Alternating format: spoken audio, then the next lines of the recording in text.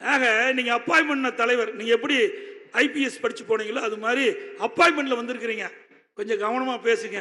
அதிமுக ஒரு மாதிரியான கட்சி, புரிஞ்சுக்கங்க. திரு கருணாநிதியும் பார்த்தது, திரு ஸ்டாலினும் பார்த்தாச்சு. எத்தனையோ தலைவர்களை பார்த்து யாருக்கும் அஞ்சாமல், யாருக்கும் அடிமை இல்லாம துணிச்சலோடு இன்றைக்கு சவால் விட்டு இருக்கின்ற கட்சி அதிமுக கட்சி. அவர் பேசுறார்.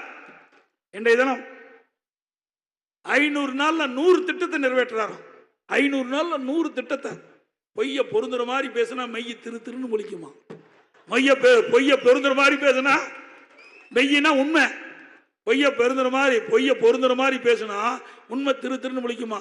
ஏ அப்பா, ஏற்கனவே 2021 520 அறிவிப்புகளை வெளியிட்டு அவர் நாட்டு மக்களை ஏமாற்றுறது பத்தாதுன்னு